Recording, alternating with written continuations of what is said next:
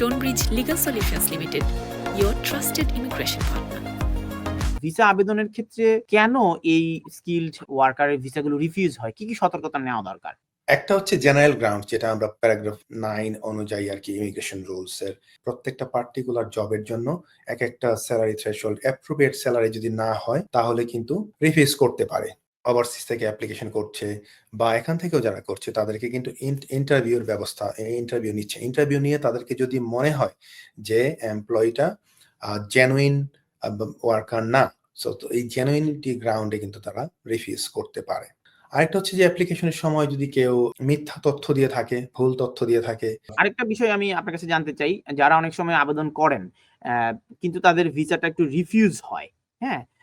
Visa আবেদনের ক্ষেত্রে কেন এই স্কিলড ওয়ার্কারের ভিসাগুলো রিফিউজ হয়? কি সতর্কতা নেওয়া দরকার? ওয়েল, রিফিউজ হওয়ার ক্ষেত্রে অ্যাকচুয়ালি অনেকগুলো কারণ থাকে।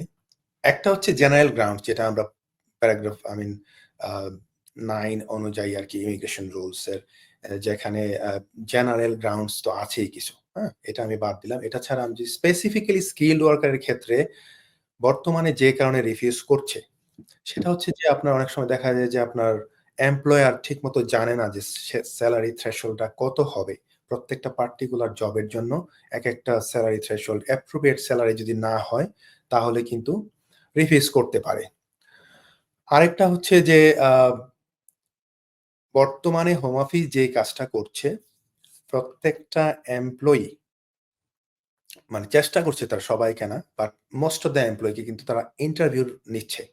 স্পেশালি যারা ওভারসিজ থেকে অ্যাপ্লিকেশন করছে বা এখান থেকেও যারা করছে তাদেরকে কিন্তু ইন্টারভিউর ব্যবস্থা, ইন্টারভিউ নিচ্ছে। ইন্টারভিউ নিয়ে তাদেরকে যদি মনে হয় যে এমপ্লয়িটা জেনুইন ওয়ার্কার না, সো তো এই জেনুইনিটি গ্রাউন্ডে কিন্তু তারা রিফিউজ করতে পারে। আরেকটা হচ্ছে যে অ্যাপ্লিকেশনের সময় যদি কেউ মিথ্যা তথ্য দিয়ে থাকে, ভুল তথ্য দিয়ে থাকে, যেমন আগে ২-১ বার রিফিউজ হয়েছিল সেটাকে গোপন করে থাকে, হাইড করে থাকে। এইসব কারণে কিন্তু রিফিউজ হতে পারে এবং হচ্ছে যে তুমি তোমার তথ্য ঠিকমতো দাও নাই। আর জেনারেল গ্রাউন্ডস তো আছেই। আগে যদি কখনো কেউ ওভারস্টে হয়ে থাকে, তাদের যে রেস্ট্রিকশন গুলি আছে বা এদেশে যদি ব্যান হয়ে থাকে বাংলা তাদের নিজস্ব দেশ থেকে যখন এপ্লাই করে তখন কিন্তু বিভিন্ন গ্রাউন্ড। আরেকটা বিষয়, আপনি রিফিউজাল ক্ষেত্রে এটা প্রশ্নটা আমার সম্পূরক ছিল। রিফিউজ হয়ে গেলে পরে তার আপিলের সুযোগ থাকে কিনা এবং সেই সময়গুলো কেমন, তিনি আপিল করতে পারবেন কিনা? তানভীর ভাই, এই বিষয়টা ইম্পোর্টেন্ট, কারণ আমরা অনেক স্পেশালি হিউম্যান রাইটস আবেদনগুলোতে, অ্যাসাইলাম আবেদনগুলোতে দেখতে পারি যে তাদের ক্ষেত্রে অ্যাপিলের রাইট থাকে। কিন্তু এইটা skilled worker is one of the point base system. Point base সিস্টেমের ক্ষেত্রে কিন্তু আপনার যে ম্যান্ডেটরি পয়েন্টস আছে সেগুলো মিট না করলে তারা রিফিউজ করতে পারে এবং রিফিউজ করলে সেই ক্ষেত্রে কোনো অ্যাপিলের রাইট থাকে না। There is no appeal right on all the point based system applications. So এখানে থাকে হচ্ছে 28 days এর মধ্যে আপনি আবেদন করতে পারেন হচ্ছে অ্যাডমিনিস্ট্রেটিভ রিভিউ। অ্যাডমিনিস্ট্রেটিভ রিভিউ হচ্ছে যদি তারা কোনো প্রকার অ্যাডমিনিস্ট্রেটিভ এরর করে থাকে হোম অফিসের পক্ষ থেকে, তাহলে তারা এটা রেকটিফাই করে দেয় 28 days এর মধ্যে। বাট যদি স্পেসিফিক কোনো রিজনে করে তাহলে অ্যাডমিনিস্ট্রেটিভ রিভিউ করে আসলে তেমন ফলাফল পাওয়া যায় না।